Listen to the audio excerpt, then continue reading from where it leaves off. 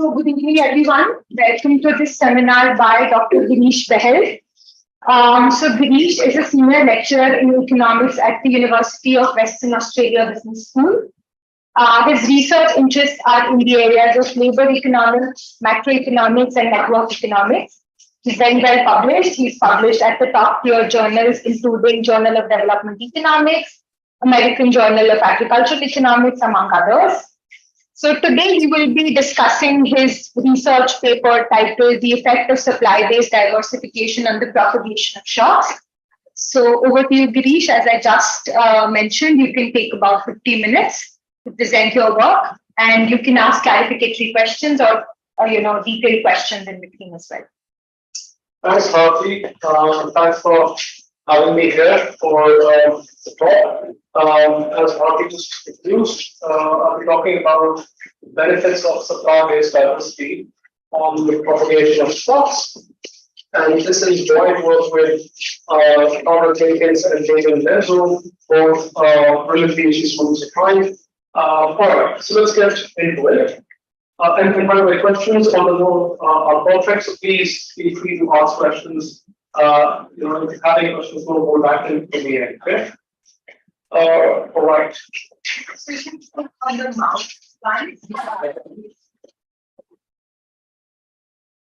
So what's the motivation of the study? The motivation is, first of all, supply disruptions are not uncommon. They're not black swan events, as one might think. In fact, they're very common. 94% of Fortune 1000 companies experienced some kind of supply chain disruption during the pandemic, and in fact, before and after pandemic as well. And what has been established now in the literature is that when firms experience some kind of a supply disturbance, it not just affects them, but this disturbance kind of transmits from the supplier to the customer and the customer's customer and so forth, which is basically regarded as networks in economics, right, or production networks. And again, what has been established is that these shocks propagate, and these propagations can in fact lead to cascading failures down the supply chain. In other words, what you think are microeconomic idiosyncratic shocks can actually lead to more aggregate fluctuations, precisely because these shocks transmit down the supply chain and then lead to bigger failures, right? So that's the flavor of the literature that I'll be talking about. And the key question that we ask in this paper is more on an optimistic note, and that is, can we do something about it, right? So can firms do something about these shocks that propagate from their suppliers, right? And in that respect, what we ask is, does supply-based diversification reduce a firm's sensitivity to supply disruption, right? That's basically what I'll be talking about all these 50, 70 minutes that I have. All right. So what is this paper about? We study how supply-based diversification affects the propagation of supply shocks. To do so, we use CompuStat's customer segments data set, and we create a network of supply-customer links between publicly traded US companies. And we use data from 1978 to 2017, so approximately 40 years of data, of quarterly data, where we have financial information for all publicly listed firms in the US, right? So publicly listed firms are those that are listed in NASDAQ, so on and so forth, right? So if they're listed on an exchange, it's publicly listed, right? I think stop at 2017. Because we kind of started there. Oh. It's embarrassing how long we've been working on this project. You can extend it. The core of the analysis doesn't really change, as I'll explain. So what we do is we follow Bahal and Sabino. This is a very interesting paper. This paper essentially established, or was one of the first papers that established that, if you think about supply disruptions, they first of all affect firms consequentially, and those supply disruptions propagate to customers, right? So what they used 52 major natural disasters in the US, like hurricanes, tornadoes, wildfires, etc. And they basically said that because these are exogenous events, if you have a disaster in a particular county, then first of all, what they established was that firms located in those counties experienced quite a significant shock in terms of decrease in sales growth. And then what they established was that these shocks are not isolated to the affected firms, but they propagate to their customers as well. Now, the reason why I'm explaining this paper in a bit more detail is because it's central to what we are doing. The next bit that they talk about is if you talk about affected suppliers, it matters what you produce. So if you're a supplier of aluminum sheets, then your customers won't be as badly affected as if you're Intel supplying chips to Apple, right? Because there aren't many doing that. So the specificity of input matters a lot. So basically, they ended the paper by saying, obviously, shocks propagate, and if you're creating a specific input that can be measured by R&D expenditure, patents, product differentiation, whatever, there are different ways of measuring that. But no matter how you look at it, if your input is specific, then your shock will propagate more to your customer, right? What we are doing is we are, let me go back actually. So what we're doing is we're flipping the question. We're talking about from the perspective of suppliers. Our question is from the perspective of customers. What we're saying is, does it matter if the customer supply base is diverse? Does that benefit you in any way if you have a diverse supply base, right? All right. Customers also account. The reason why, so throughout the paper, I'll keep talking about customer and supplier. They're all firms, right? It's just so that we can think about these things easily. I'll keep referring to them as customer and supplier, right? So, I'll break the suspense. What do we find? We find, first of all, the natural disasters cause sales growth of firms in affected counties to decrease by somewhere around 4 to 6 percentage points, somewhere after 1 to 4 quarters, with the maximum effect is after 2 quarters, right? So if a firm is hit by a natural disaster, the maximum decline in sales growth happens after 2 quarters, probably after depleting their inventory, etc. And what we also find is the supply shocks propagate. So sales growth of customers or affected suppliers decrease by approximately 3 percentage points if their supplier is hit by a natural disaster, right? And this happens, the maximum decline happens after 4 quarters, right? So it's intuitive. The suppliers themselves are most badly hit after 2 quarters, and customers are hit most significantly after 4 quarters. These two aspects and all the discussion that I'll be doing till I reach this result has been established in Barron's opinion. Right? So this is not the publication of the paper, and try to absorb that result as given because it's accepted, right? And then we'll start with what we do. So then we establish that the propagation of supply shocks is attenuated by 60 to 70% of firms identified as diverse. I'll come to exactly how I define firms as diverse in some time. And this attenuation is so large that relative to non-diverse customers, diverse customers' decrease in sales growth is practically insignificantly different from zero. It's a very large attenuation, right? So basically what we're saying is shocks propagate. If you're a non-diverse firm, you take the full brunt of the shock. If you're a diverse firm, you practically mitigate the whole shock. Okay? So this is similar to say that can be diversified, one can diversify by supply base if there are many inputs. So essentially, you put the specificity in place. That's a fantastic question. I'll get to it. You answer that. I'll get to it when we get to that point in the presentation. Right? I'll talk about exactly what we talked about in terms of inflow specificity and supply base diversity. It's a good question. All right. And then what we do is we define or we discuss the mechanisms, right? So if you think about it, diverse firms can attenuate shocks because of two principal reasons. I mean, there may be a few more reasons, but these are the two key reasons that we identified.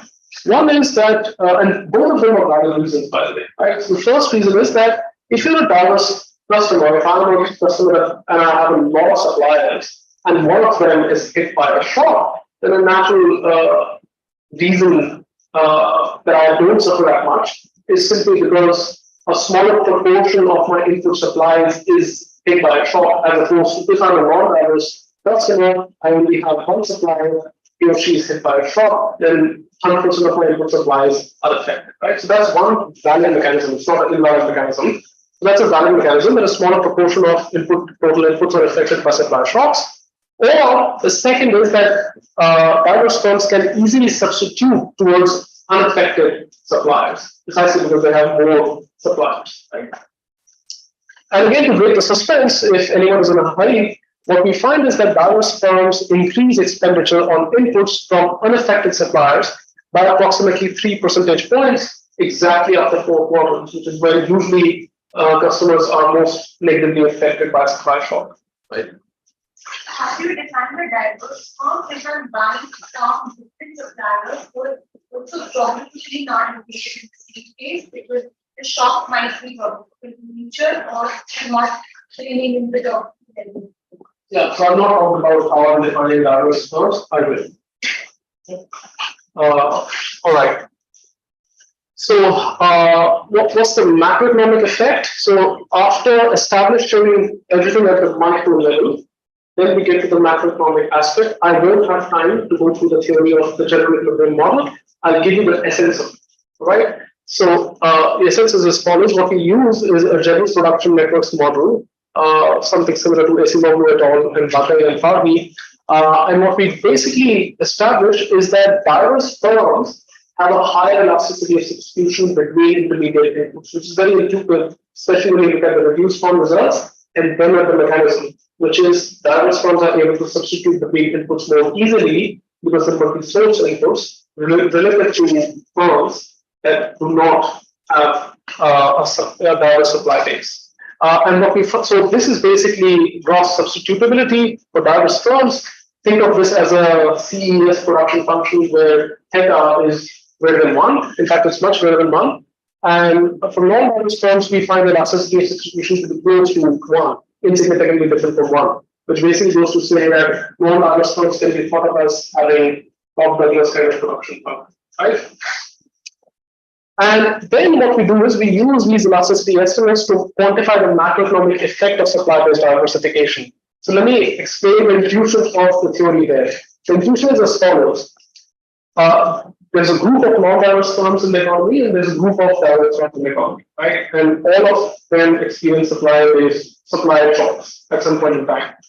But the neat thing about diverse customer firms is that they attenuate shocks or they mitigate, volatility in production by substituting away from affected suppliers to unaffected suppliers. And that benefit is not just specific to a particular firm. We basically want to ask what's the aggregate impact of all diverse firms doing precisely this, right? And what happens if they stop doing this? So what will be the fluctuation in aggregate volatility if diverse firms suddenly start behaving like non-diverse firms, right? So that's the theoretical counterfactual exercise that we're doing to understand the aggregate impact of diverse firms, right? And that's where we end the paper. All right. All right. So the literature here is 3 strands, and I'll try to go through this very quickly. The first one is Balance, Vineyard, Bone et al., Carvalho et al. These papers show empirically that supply shocks propagate through the production, right? That's the empirical literature. The second literature is more theoretical. It talks about how microshocks propagate and amplify into aggregate fluctuations. And the third one is about global supply chains. And these papers essentially motivate the idea that if countries have multiple trading partners, then their aggregate volatility is lower compared to countries that don't have multiple trading partners, right? So they kind of have a flavor of diversity, but at the aggregate country level. while understanding our study is the first one to talk about the benefits of diversity at the level of the firm, but then also aggregate it at the level of the country as well. Right? All right, so let's get on with the empirics. So we'll first go through the data. So the first bit is CompuStats North America Fundamentals Quarterly Database. This is a quarterly database of all publicly listed firms, and we get all financial information that we need. So we get things like firm sales, cost of goods sold, industry classification, location, zip code, so on and so forth, right? So everything that we think is useful from a firm's financial perspective, we have that information, right? And then what we do is we match these zip codes to another data set that gives us the latitude and longitude using the zip code information of the firm, right? So we have a firm, we know its zip code. Using the zip code, we ultimately get another data set, merge it with this to ultimately get the latitude and longitude. So now we can pinpoint in a US map exactly where the firm is headquartered, right? All right. And then what we do is we create a network of suppliers and customers, right? This is basically important because without doing that, you won't be able to establish this propagation that we first of all want to establish.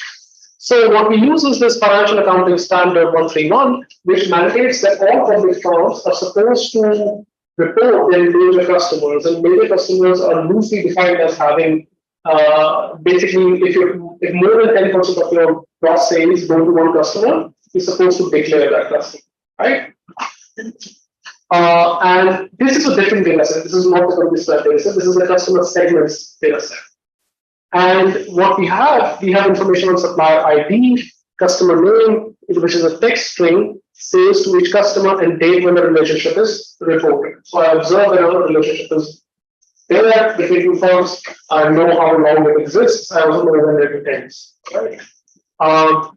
And the thing is that this entry is made by an analyst while filing the report at the end of the year. So it's kind of typed, right? So they can say Amazon LLC or Amazon.co or whatever. So these are text strings. So what you have to do is you have to kind of polish these text string information again and again to ensure that you can match this information using the name of the customer back to the financial data set that I have. That's the only key that I have to match it with the financial data set, right? So that was a long process.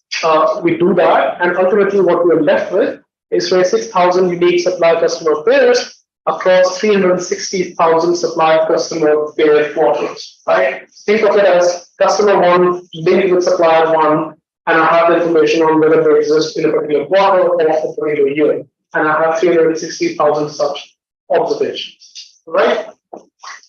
Okay.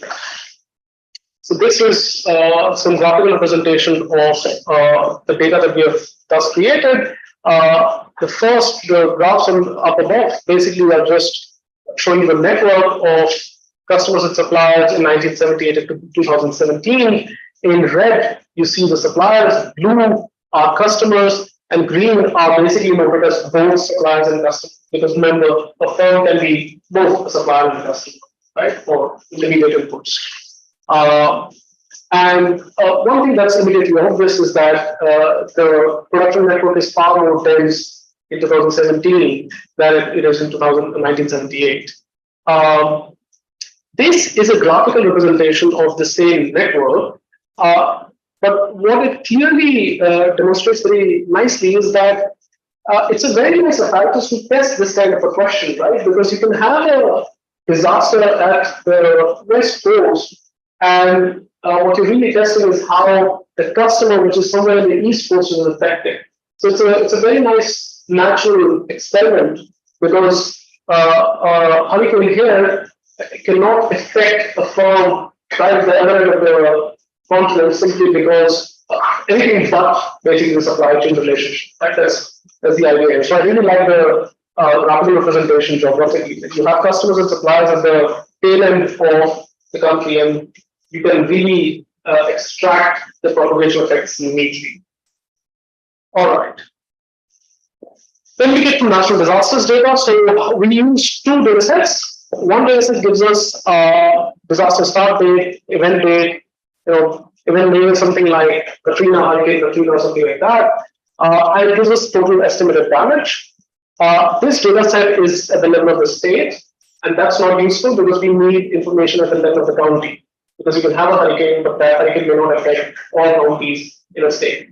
So we merge it with this other data set that gives us information on county. Now, the reason why we merge the two data set is because first we need information on total estimated damage and county. This is basically just for main balance in the because basically what they focus on are large disasters, right? Not gusts of wind, large disasters. And large disasters, as they define, are disasters that cause at least $1 billion of damage, right? And they are less than 30 days. So they don't want, long disasters that continue because then they can start having demand side effects as well. So they want to keep it at short, sharp supply disruptions, right? That's it. So that gives us the disaster information as well. All right, and this is a nice graph that shows most natural disasters. These are all the disasters that we have, starting from Hurricane Frederick in 1979 to Thomas wildfires in 2017. The darker the square, the bigger the damage, the bigger the overall damage, and these are obviously the states. So kind of gives you a flavor of the fact that just about every state was affected at some point with some of the other disasters. Right? As you expect, those disasters are exogenous to just about everything else. Okay, so this is a summary statistic of the data that we have. So panel A is a supplier sample, right? And we slice this data just for the sake of summary, and nothing else, as never treated and eventually treated. So never treated are firms or supplier firms that were never affected by disaster throughout the sample period, and eventually treated are the firms that were affected at least once by disaster, just to see if there are any consequential differences. The long and the short of it is that there aren't any substantial, significant differences between the two groups. The more interesting discussion happens at the customer sample, so let's get there. So customer sample is what you find immediately is that customers, again, so here never treated is a customer firm is never treated if none of its suppliers ever affected by disaster, right? And eventually treated basically means that I have a customer and it was affected by shock at some point in time. I have a supplier that was affected by a disaster. Basically, when you're saying the supplier example, the location of supply is essentially saying that their headquarters. So basically, not just a customer diversify, but suppliers that can diversify too.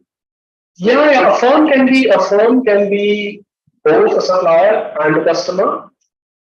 So I'm saying if let's say supplier has a slack in a different country, if they are affected in one county. Oh, you have that question. Yeah. That's a good question. So let me rephrase that question. The question is, you're talking about headquarters of firms. What happens if we start talking about plants, where a firm is headquartered in one county, and there are many other plants at different places? So what happens there? So the answer is, A, we don't have information on plant level data.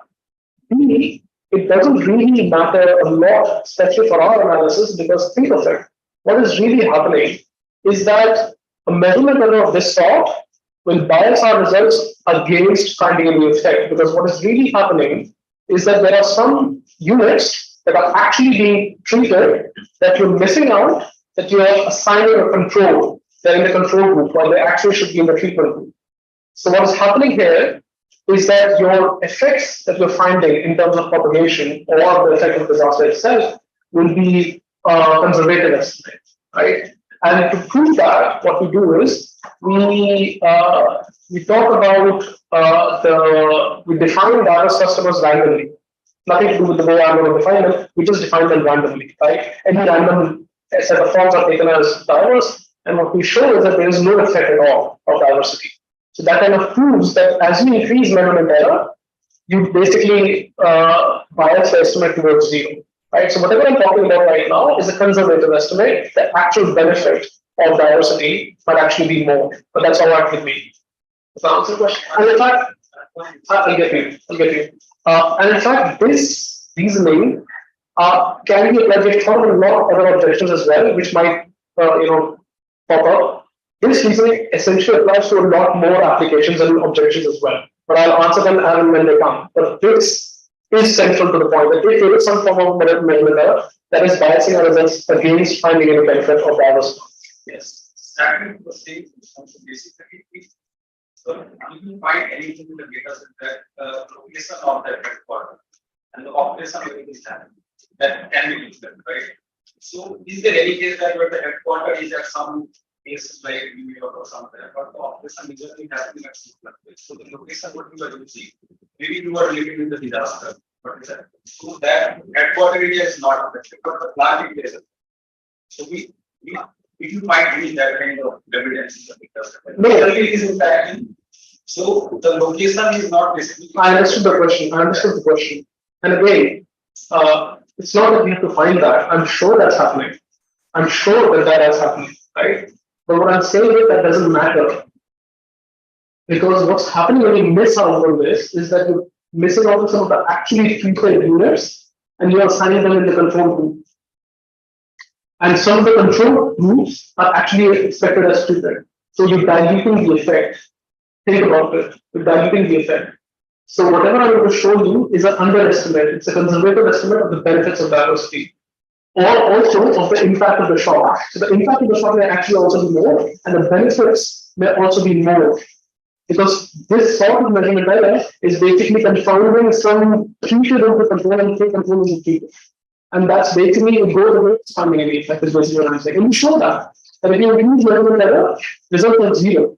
Right? So I don't have to show exactly what you say. I say I take it as a wish. Right? Yes. In you have one from the supply and the operation this is maybe calculation that is one kind of the plate which is going to better we also want to add some plate. Yeah, from place where it is. So what the firm can do is that it can suppose it has to supply one thing and become there is this person giving Apple the other so it can be other products. So like it is the right. Again, if that is the case, again, here's what I'm saying. Think about this. If firms are in fact trying to sustain themselves through a disaster, it will all go against, first of all, finding any effect of the disaster. You need to think about what will happen. The objection is all fine. I'm saying, think about what's the implication. The implication is, if a firm is doing anything, more inventory, using inventory, blah, blah, blah, relying on its own establishment, whatever you think, all that goes against finding any effect of the disaster, right? So let me go ahead and show you the results because these objections are there. In fact, I will raise far more objections and I'll alleviate those results, but we have to get into the effects, right? So the key bit that you can note here is that customers who are eventually treated are larger, they're substantially larger, right? So we have around, number of employees in thousands, 37, 38,000 employees relative to 10,000 employees for customers that were never treated by supply shocks. And also number of suppliers, those that are never treated have approximately 0.5 suppliers on average, and those who are eventually treated have more suppliers, which is again very intuitive, right? You have more suppliers, one of them is likely to get hit by a trial. So the fourth thing that obviously, one thing that's important for us to understand here is that this is the reason why it's important to control for the size of the firm, the number of employees, etc. And also, when I define diversity, I'll tell you that this our measure of diversity is not firm specific. And I want to stress that because of the fact that the supply base of a firm can change over time. I currently have 3 suppliers, tomorrow I have 4, next I have 8, 1, 2, whatever. The idea is that the level of diversity of a firm is not time invariant. It varies over time. You can be diverse in one quarter and you may not be diverse in another quarter. So we control for firm fixed effects, right? And I'll keep saying this again and again because a lot of things that we have in mind, location, what about disaster firmness, what about industry, what about this, what about that, all of it is controlled by the most granular fixed effect that you can think of, which is a firm fixed effect, right? And we control for time fixed effects as well, and we control for many other controls. So when you think of all these objectives, first of all, try to work down the firm fixed effect, and then think about whatever I'm talking about. Okay. Second bit. So again, I think this is a nice place to make that caveat here. What I will be talking about is the fact that shocks propagate and diverse firms attenuate shocks. That's the reduced form result. The second bit is why we do that. So I identify the mechanism with which diverse firms attenuate shocks. Right. So I'll hopefully convince you all that it is the diversity property of firms that leads to the propagation of shocks. Right. Beyond that, what causes a firm to be diverse is not something that we get into. All right. So this paper is not about the determinants of firm diversity. Right. In fact, whatever observable characteristics that we see, they're all orthogonal to the firm diversity measure. Right. So it's likely idiosyncratic, and clearly we would want to know more. It may be manager fixed effect. It might be the manager's social networks. It might be whether you have some consultants, whatever. We don't know, and we don't attempt to identify the determinants of firm diversity in this case, right? That's not this paper, that's Propagation project on that. Right? Having an understanding of what drives diversity, it's important to identify the It is. It is. It is. And there's no question about it. It's extremely important to understand what drives firms to be more diverse. We don't know that. We have tried with just about every observable characteristic that you can find. It's not common. Beyond that, I will claim to have explained what determines firm diversity. That's a different topic altogether. Probably where we have to in fact interview firms and understand their decision-making process on how this sort inputs. And we don't understand this right now. And nobody does, right? So I don't claim to explain that in this paper. That's not this project. It's a pretty bulky separate project in this, right? So again, what we do explain is you have propagation, you have attenuation, it is because of diversity, and you identify the mechanism. That's the paper. And then I'll go to the macro theory aspect of it. All right. So this is a first, right. This is the first equation which we estimate using the supply cycle. And what we're doing here is we are looking at the growth in sales for firm I, time t, the rest on a constant. A dummy indicator hits firm. Hits firm is basically the firm was hit by a shock. So leads, then lags, and bunch of controls, firm fixed effect, year quarter fixed effect, and residual term. The coefficient of interest are betas. Right? This is the downstream propagation of the shocks. So what we do here is we regress, we take the customer sampling over, right? We again talk about the sales growth of firm I, time t, regress on a constant. The coefficient of interest is basically hits supply, which basically means it takes a value 1. If one of our supplier is hit by a disaster at time t minus k, right?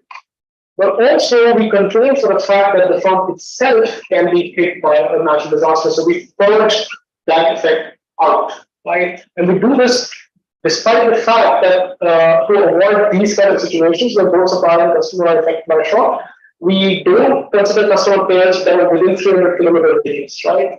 Our results are invariant to the threshold of 300 kilometers. It's just about diagrams linear. We can make it 400, we can make it 200, we can drop the radius together. Doesn't matter. Right? What are the results? These are the results. There's no substantial prior trends. This is the shock. This is the treatment. If you're a supplier, then the direct effect is most negative after 2 quarters, and you slowly recover over time. If you're a customer, the maximum impact happens 4 quarters after you're hit by a shock, and then you slowly recover. This is established by Diversification, really not. So this is nothing new. The good thing is they were doing it in 2013. We are doing it in 2017. Our data is 4 more years, few more disasters. Our disaster data set is completely different from theirs, but the results are exactly the same. So I wouldn't expect changing a few more data sets or adding a few more points to change it. All right. So now what we do is we define diversity, something that I'm sure we all are keenly waiting to understand how we define diversity. So we define diversity in different ways. The first is the easiest to understand. It's a baseline diversity of firm I. It's a half and half. And what we're doing is we're taking, if I'm a customer, I'm basically taking my purchases to a particular supplier as a proportion of my total purchases, square that, sum that.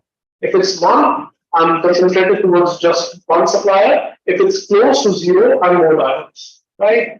I don't care about the industry, the geographical location. I don't care about anything. The baseline diversity, as the word suggests, is baseline diversity, just the number of suppliers. That's it.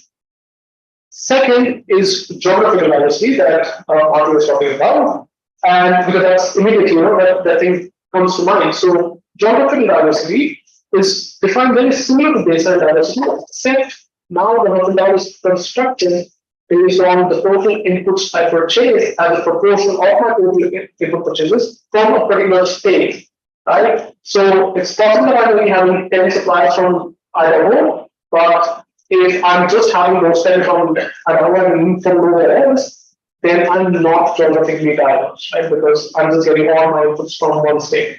So you can be diverse from the baseline perspective, but you may not be diverse from the geography perspective, and so on, right? So this is the second one. The third is intra-industry diversity, and this is, in our opinion, the purest form of diversity that we can think of, right? Now what we're doing is we're doing this first bit is basically the same as baseline, except we're defining this diversity at a 6-digit, practically product level, up and down. So I'm looking at 6-digit SIC code industry, and I'm saying what's your up and down within that, all right? And then, obviously, it's possible that I'm not taking inputs just from one industry, I'm taking inputs from multiple different industries. And I have multiple different up and down for those industries. So how do you aggregate those different up and downs? You aggregate them based on your input sales from those industries, right? So if I have if I take 99% of my inputs from one industry and 1% of input from another industry, I have 10 suppliers from that 1% input and only one supplier from that 99%, then I'm mostly undiversified. That's basically what we're saying. That's the alpha here. It's something very different up and down. But basically what we're doing here is we're capturing the intra-industry profile or the intra-industry diversity here, right? So there are 3 ways of looking at diversity. And what are the results? So this is the intended specification. Again, we look at the customer sample, changes in sales growth, the fact that it can, a disaster can hit you directly, a disaster can hit your supplier, the fact that you're a diverse firm, so it's just a dummy. By the way, we define diverse firm as the lowest percile of the often that we have created in each measure, right? And we run different specifications. We're not using all these up and down at once. We're using these specifications one after the other, all right? So, and it's the lowest percile that we're talking about. Ultimately, the lowest percile is assigned a value 1, and everybody else is assigned a value 0. So our method of diversity is a binary variable. You may think, why not use continuous? We can and we have, and the results are fine, in fact, more strong, except again, the literature uses the binary approach. So we're just following the literature there. we have continuous results as well. It's the same, right? Then we have this interaction, which is the fact that one of your suppliers hit by a shock and the fact that you are a diverse firm. So this is the key coefficient that we're interested in. In fact, if you want to understand what's the effect of a supply shock on a non-diversified firm, then it's going to be gamma.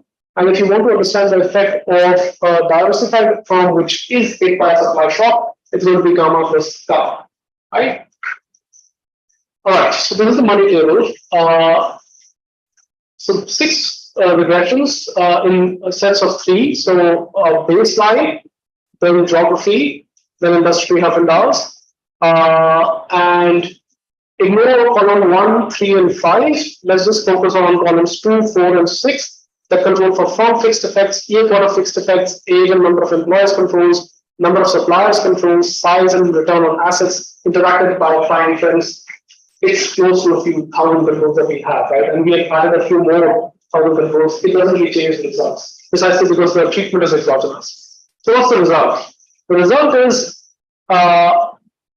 if a disaster hits the firm directly, by the way, focusing on lag 4 to keep the analysis tractable, otherwise it becomes a bit too much. The effect where the propagation is strongest.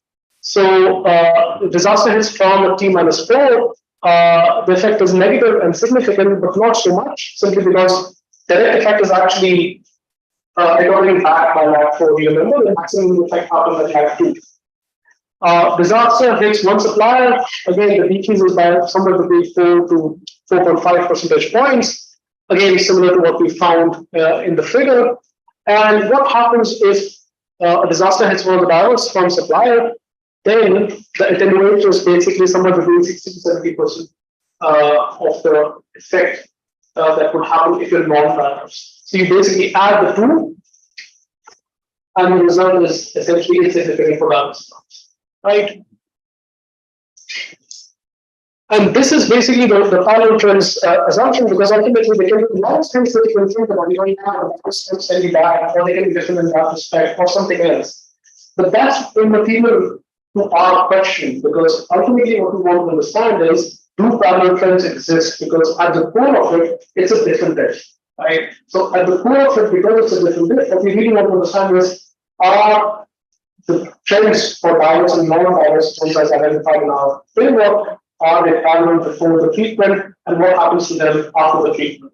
And you can see what happens to them after the treatment. It's substantially better across the lag, so to speak. So I was only showing you 4, but if you look at the average, it's clear that diverse firms are doing far better than non-diverse firms. All right. Now I'll go through a bunch of reverses. And maybe you can go through it and tell me which one I should go through, because there are quite a lot of them. So I can show whatever you guys prefer.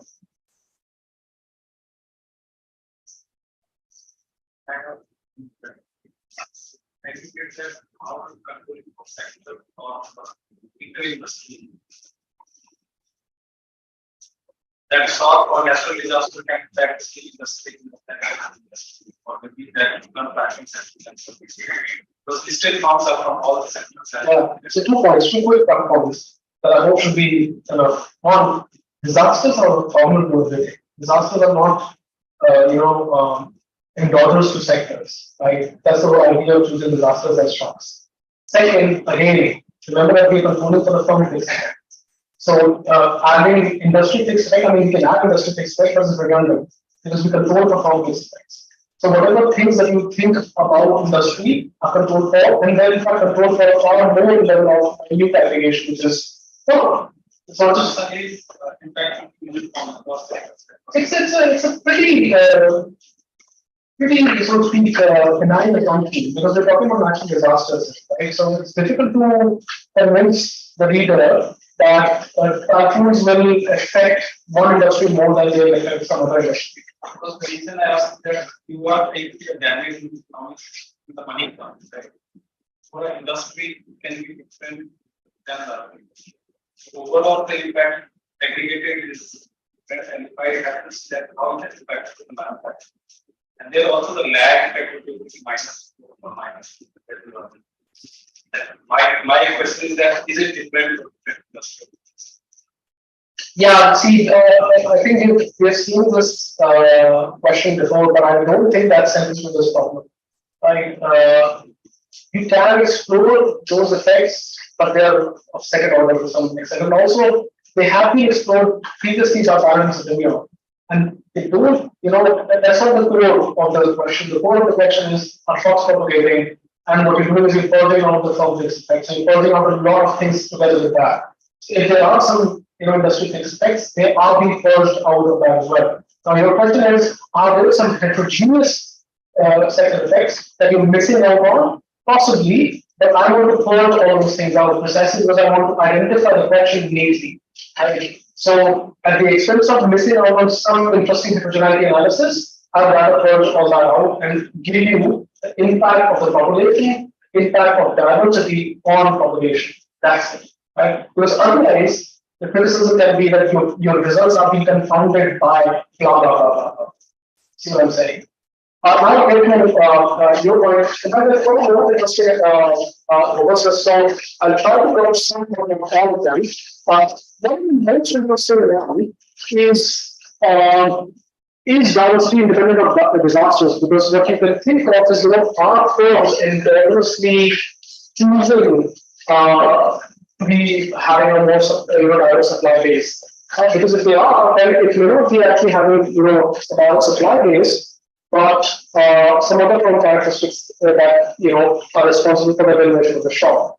So what we are estimating here is basically the up and down on the number of supply disruptions in the past 5 years and the number of disasters in the past 5 years. So the number of supply shocks and the number of direct shocks that you get, plus the fixed effects. Basically, the result is zero.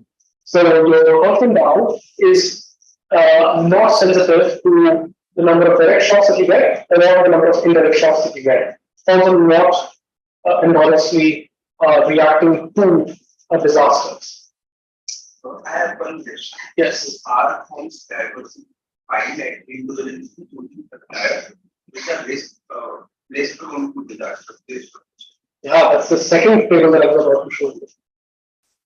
Is new creation or destruction in regards to disasters? This is a related question, and that's what comes to mind, So what we do now is, again, because I observe when links are formed, till how long links continue, and when links cease to exist between me and your supplier and customer, what I can do is I can test a very simple theory. I can test whether, if I'm a customer, and I'm like, these guys are being hit by disasters every now and then. I'm sick and tired of them.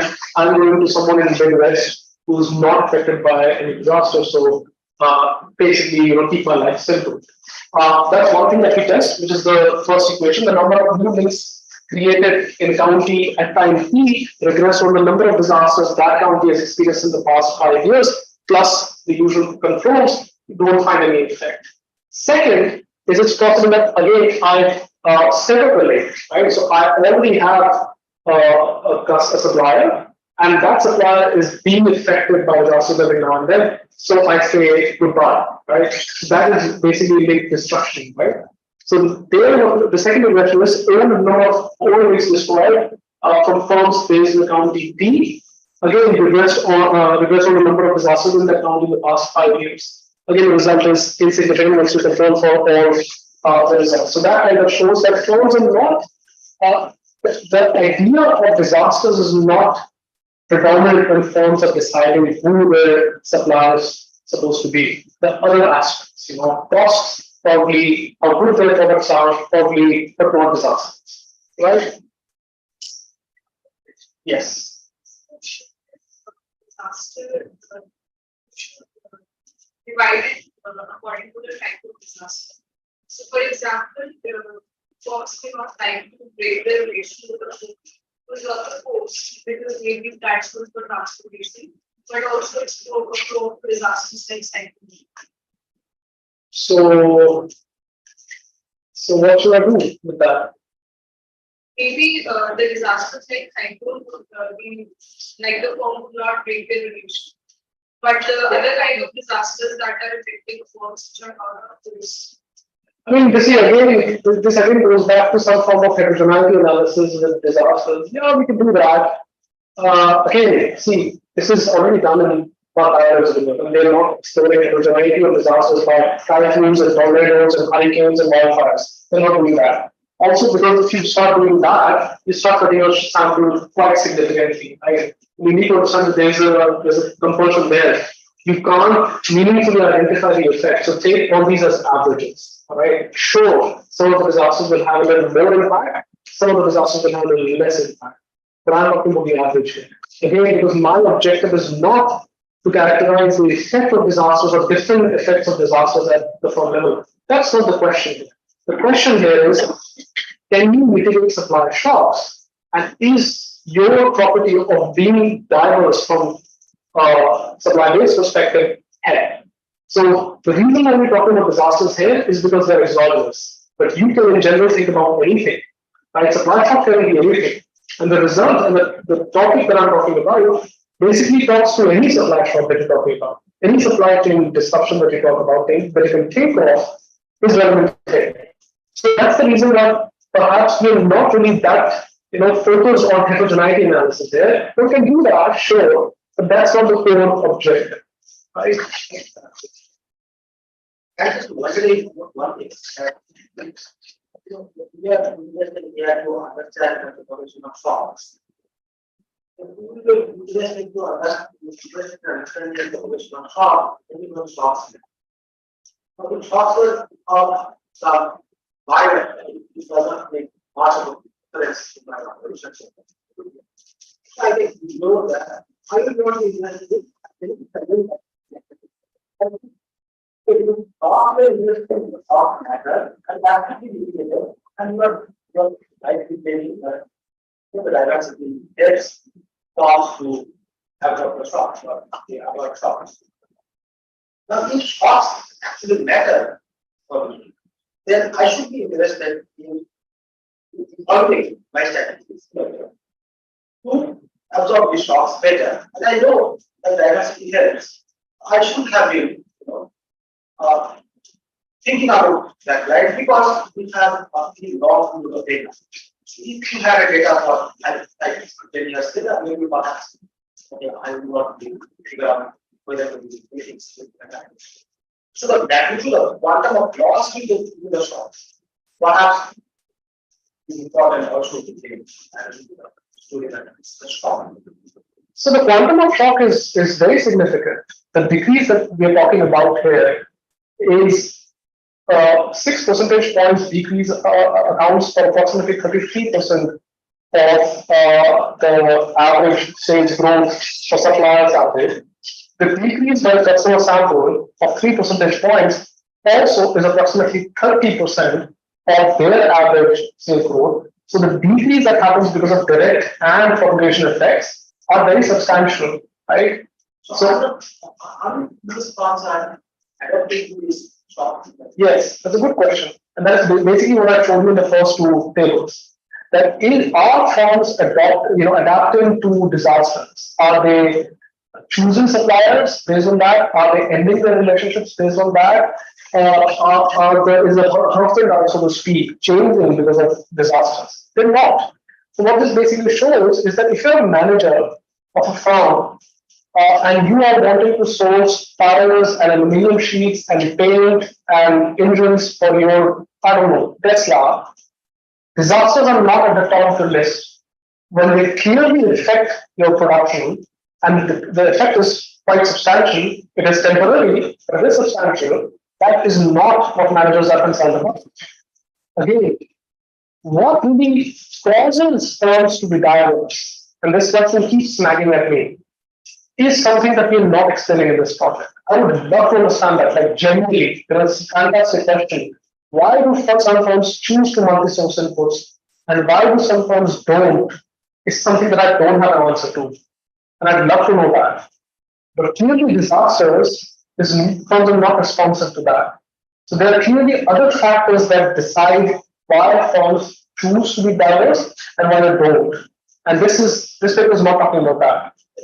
Because say for example, for the robustness change that you have. So is there any possibility to that when on an average there is no response as such, but perhaps there can be some segments of costs which are actually responding to this, depending on the magnitude factor. Yeah, I mean, sure. I mean, exactly, that's not the point. That on average, you're not finding any systematic effect. Sure. I mean, in the case of 360,000 observations, some folks may be doing something systematic. But on average, that's not the point. So, yes, that may be happening. But again, what I'm interested in is understanding on average, what is the reason why some firms choose multi-sourcing? Is it the manager quality, the social networks of manager, the fact that he or she likes to multi-source inputs, probably increase competition within its suppliers, whatever. That's something that we have not explored and we can't answer the question, right? Right.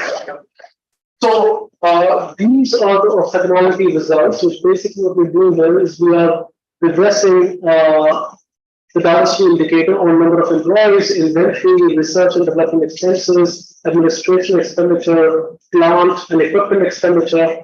Basically, it's all insignificantly different from zero. And this is true for all three forms of diversity: baseline, geography, industry.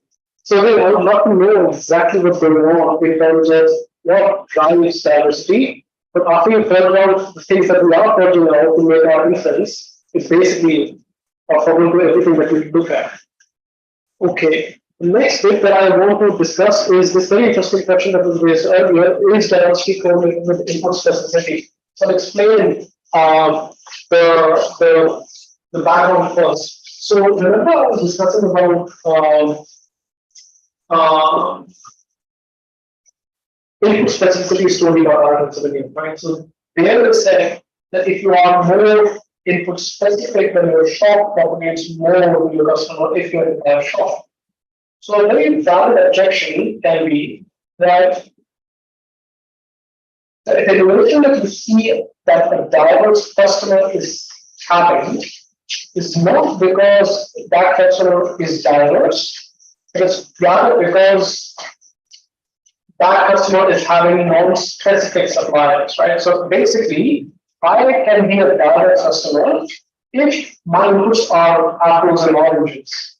But if I'm a company and if I'm taking chips, then there's only one Intel, right? That's a different matter that now Apple is creating chips in-house. But you get my point, right? So if diversity is correlated with non-specific inputs, then what's really happening is basically back to what they are already saying, that it's the specificity of the suppliers, and that's it. So what we're looking at is basically the flip side of that, but it's not really diversity, it's something else. It's just input specificity. So what we did was we requested data from Julius. He was very kind to share the data, and we estimated the result by adding input specificity into the regression. So I'll give a bunch of fixed effects, focus on columns 2, 4, and 6.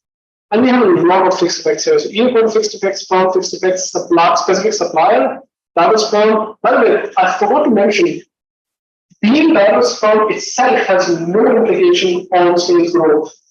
If you focus on, if you saw previous results, being just a diverse firm has no tangible benefit to your sales growth. It's only when you talk in terms of shop, supply shop, that we have this benefit. So having a specific supplier has no effect. Being a diverse customer has no effect. Disaster hits firm, usual results. Disaster hits one supplier, usual results. Disaster hits one specific supplier, results that you find in direct familiar as well. That is shocks exacerbate, right? So you add these two coefficients in case you had a supply shock, and on top of that, your supplier was specific, right? This is basically the result. So when you add these two things, your shock is far more significant.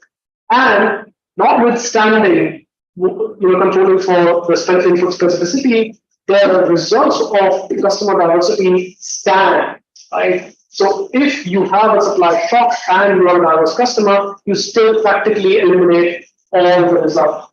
So what's the takeaway or the moral of the story from this table?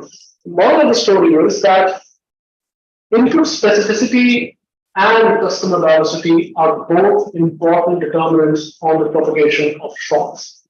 But input specificity exacerbates the propagation of shocks, customer diversity attenuates. They can both rise. All right. And again, this specificity check, we do this for R&D, we do this for patents, we do this for the Roche measure, they're all the same. I'll move on now. Basically, there are many other checks as well, and I just someone would believe that I'm saying the two thing. We check for our supplier that our customers less affected by disasters in the sense that if I'm honestly, you're a supplier, I somehow train you to deal with shocks better. And if that's the case, then it's not really my diversity that's playing a role, it's just that you're dealing with the shock which I will better. That's not the case. Does bargaining power explain a derivation effect? So basically, you remember customers were large, they had 4 suppliers. So it's possible that what's really happening is that a big customer bullies a small supplier to say, give me the supplies, and he's supposed to do that. And then, basically other customers are affected, right? So the big customers are served first, they're not. We check for that. Virtual controls or technology, this is fine. Testing when the shocks propagate makes are not active. Basically, the propagation happens only when makes are active. This is not very interesting, but good to know. Comparing the sales growth of diverse and non-diverse funds, it's basically the same across all cases. So, all right, now let's get to the mechanism because that is important and interesting. I don't think I have a lot of time. 10 minutes, so there should be enough for me to summarize the mechanism and then I'll skip over the theory. All right, so this is the first mechanism that we test, which is we measure the treatment intensity, right? So what we are testing here is, does the intensity of treatment matter? So what we're doing is we are taking the ratio of purchases from a supplier to my total input purchases, and then I multiply it with the indicator of whether that supplier was hit by a shock or not. And then we add that across suppliers, right? So assume that I take 25% of inputs from 4 suppliers, only one is hit by a shock, then this measure will be 0.25, it won't be 1, right? And what we do is we run a regression of change in sales growth, customer sampling here, or a constant, the fact that I may be hit by a shock, the fact that my supplier may be hit by a shock, and the intensity of the shock as well. And the basic result is that after controlling for the fact that at least one of my suppliers hit by a shock, the shock intensity itself does not matter. It's basically insignificantly different from 0. So clearly, intensity is not the mechanism here. All right. So what is the mechanism? So now we test, we check whether there's substitution in the sense that I'm a customer. I have 2 suppliers from 6-digit NAICS industry. One is hit by a shock, right? I call that guy as an affected supplier. One is not hit by a shock, and I call this guy unaffected because A, he is not affected by a disaster. B, there is another very similar supplier who was affected. Okay, so try to understand it's not just 1 and a -1 variant. Affected and unaffected are 1 -1 because will draw out. So basically, what we're doing is we are running a regression on customer input purchases, customer I from J, and what we're doing is we're saying run it on a constant and on the fact that an unaffected supplier is there or an affected supplier is there, on the fact that I may be hit by a shock and a bunch of controls. So again, let me reiterate. The affected supplier and unaffected suppliers are not equal to 1 minus the other. It's not that. Sure, affected supplier is just if you're hit by a shock. That's the usual hit supplier variable. But to be unaffected, first of all, you need to be unaffected by disaster, and you need your customer to have a supplier in the same 6-digit industry who was affected. All right? And then we try to understand whether I, as a customer, propagate or substitute away from the effect to the unaffected supplier. So this is basically the mechanism. And here's the result. And so I think, yeah, the picture says it all, right? So you see a very clear increase in input purchases from the unaffected suppliers, and at the same time you see a pretty steep decrease in input purchases from the affected customers. Ultimately, both normalize after approximately 2 years, right? So there is temporary substitution away from affected suppliers towards unaffected suppliers, right? And remember, the treatment that we have here is that supplier was hit by a natural disaster. So ultimately, the treatment here is exogenous. So we identify this effect, right? This is causal in terms of the influence is causal here. All right. So model, I'll skip through the model. How much time do I have? That now, 7 minutes. 7 minutes is more than enough, actually. So the model is as follows. Now that we have established the reduced end result that diverse firms fare better, we've also understood that they fare better simply because they substitute inputs from affected suppliers to unaffected suppliers. I want to now test whether they have a higher elasticity of substitution, right? That's it. That's the first part of the theory. So all we're doing here is we are thinking of this as a constant elasticity of substitution function, where the firm uses some capital and intermediate inputs with elasticity of substitution theta s. The only thing we have to focus on is theta s, because that is what can be estimated. All right, and we can skip through all this. We can skip through all this. We can skip through all of this and just focus on the estimates of elasticity of substitution. Basically, if you are a diverse firm, your elasticity of substitution is estimated to be somewhere around 3, right? And if you're a non-diverse firm, then your elasticity of substitution is insignificantly different from 1, right? So if you're a non-diverse firm, you're more or less operating like a corporate production function. If you're a diverse firm, then think of that firm as gross substitutes and story, right? Which is again very intuitive because that is exactly what we have shown in the mechanism as well. That is, diverse firms do substitute inputs to similar suppliers. All right. Now what we do is, as I explained at the start of the talk, this mechanism of this substitution benefits firms significantly at the microeconomic level. What we really want to do now is say what happens if diverse firms stop doing this and all diverse firms stop doing this. What happens to the volatility of aggregate GDP? Right? What happens if diverse firms do this? Sorry, stop behaving like diverse firms and start behaving like non-diverse firms at the aggregate level, right? And the key bit is that all the acting comes from the second order effect, not the first order effect. But again, there's no reason for us to go down that lane. I'll skip this, and we estimate the effect using some key large disasters for this counterfactual analysis because this is more of a quantitative exercise. And this is what we get. So let me explain sigma actual here. Sigma actual is a very simple measure. It's the standard deviation of the GDP growth over this entire period. That's it, right? So that's the sigma actual. The model implied volatility is basically just showing that whatever we have done, the first or the second order effects that we constructed of shocks, is making sense. It's pretty close to the actual volatility that you observe. So it's pretty close.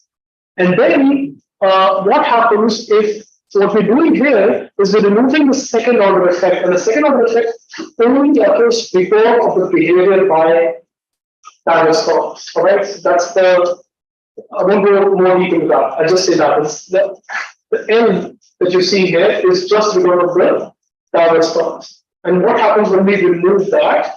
What happens when we give all diverse firms theta equal to 1, right? And what we find is that the counterfactual volatility is approximately 33% higher than when diverse firms were substituting inputs away from affected to unaffected suppliers temporarily.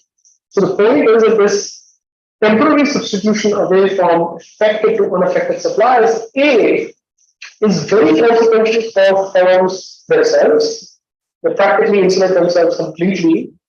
B, if you aggregate this behavior at the economy, the GDP volatility is far more than it would have been had firms not been doing this. Right? So it's again a nice motivation of this invisible hand of the economy. Not everybody is working for their own benefit, but in the aggregate, the GDP volatility is lower precisely because each firm is looking out for itself. Right? Um, and that is it. We'll stop there. Thank you.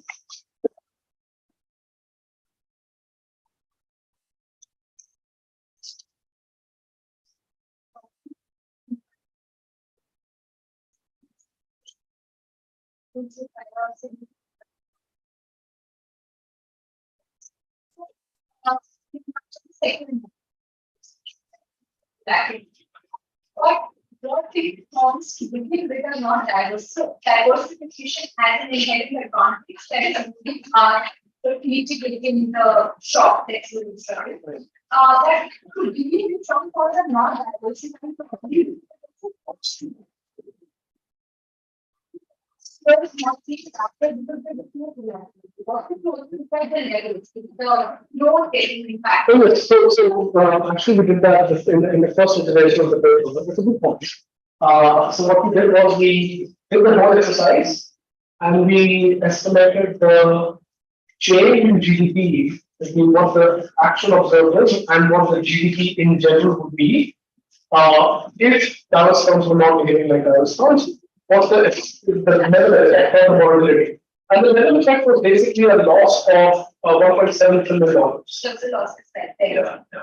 But again, I think when you start talking about volatility, it goes down so much better than actual levels because you have to take all of this with a pinch of salt. And we acknowledge that, right? So it's better to talk more in terms of volatility rather than levels, but we've done a better analysis of that. And then the only thing is that we're giving a dollar figure. And sure, there's a dollar figure, but it could be $1.8 trillion, it's 1.7 trillion. So it's not making that claim, you're saying it's the volatility because at least you're relatively correct because you're talking about relative age instead of the level changes. But yes, we've done that.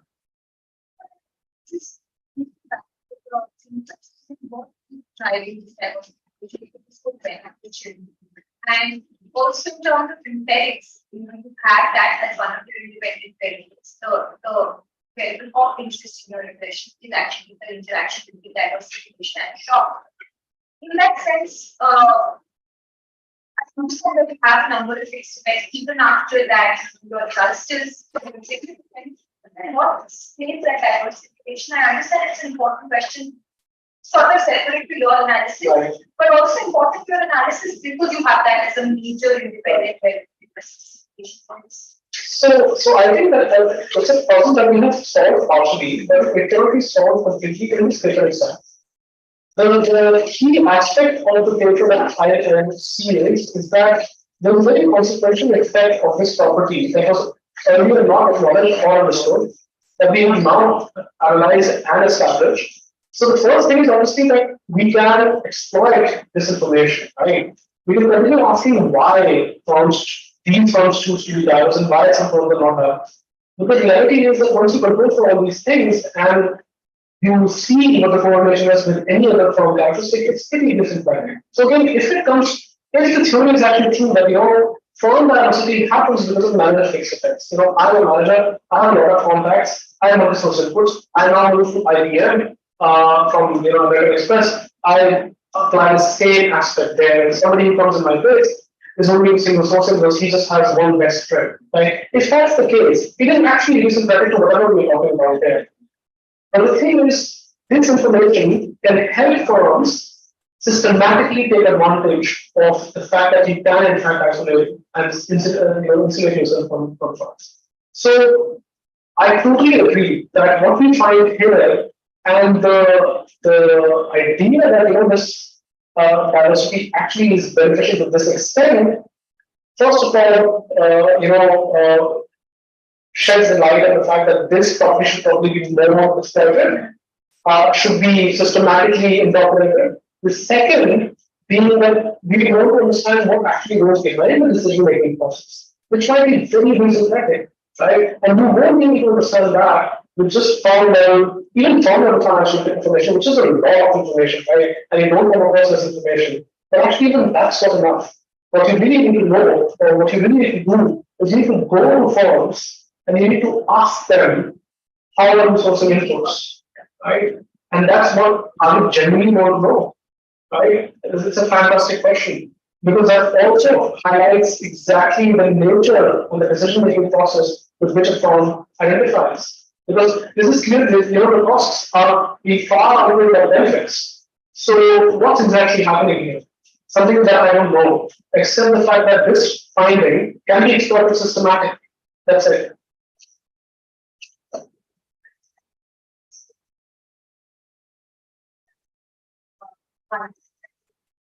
Yeah, yeah.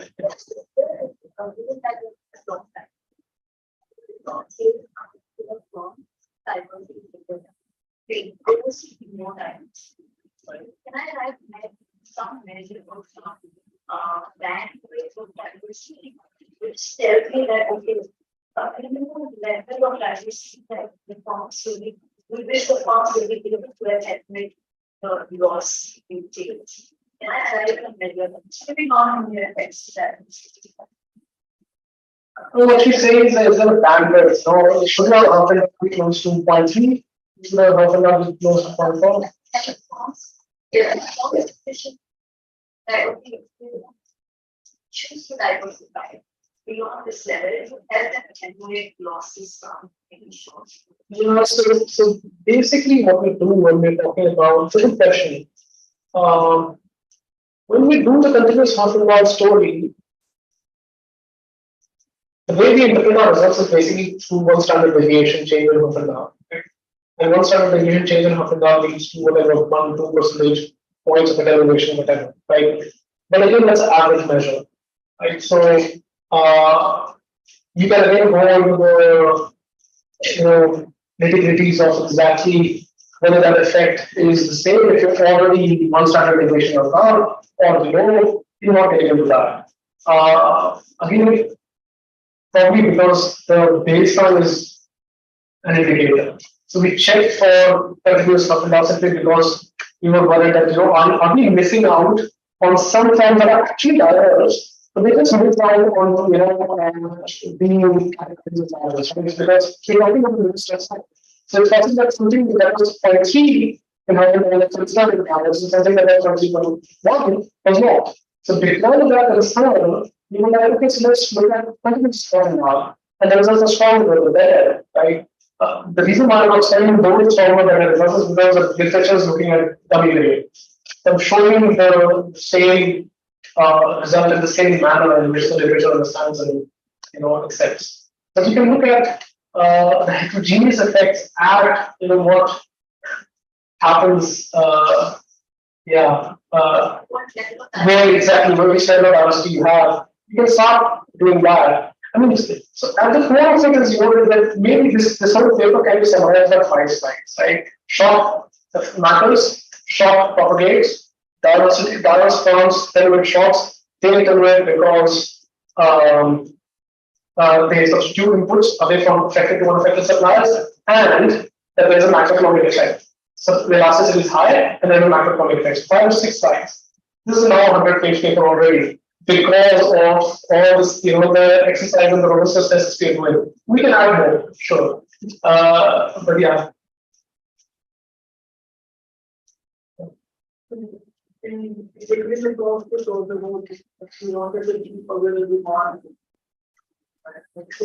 What are the problems that when we have the data, Well, see, the idea of demand shocks would be, again, then you're not clear why this is happening. Now imagine a county being affected by a big disaster, right? And if farm sales growth is going down, clearly because of the supply shock, but also because people are dead. The people have lost their homes and they don't have income. So the decline in sales growth is not because of the supply effect, because people are dead and people have lost their property and become non-current account in their bigger issues than buying I don't know, Apple iPhone. See what I'm saying? So the decrease in Apple iPhones that happens because of that will be confounded by two aspects. One is that Apple's supplier could not supply inputs, but also because it's an earthquake. And it's having a very large magnitude of demand effects as well. So that's the reason why you want to look at concentrated short episodes of consequential disasters that can be motivated more easily as supply shocks. And again, this is something that Bharat will go into great details in motivating that, what we're talking about here are supply shocks, everything that you're looking at here are supply related dynamics, not demand related dynamics. Fantastic paper. Would encourage everyone to read it. Yes, it's yeah.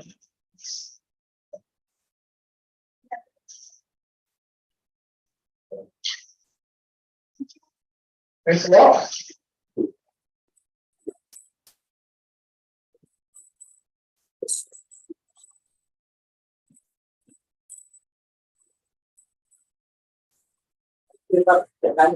I enjoyed it. Thank you. They left it required. Girish, I'm a I don't think there's any question there, so I'll just end the meeting. We'll share the English paper available.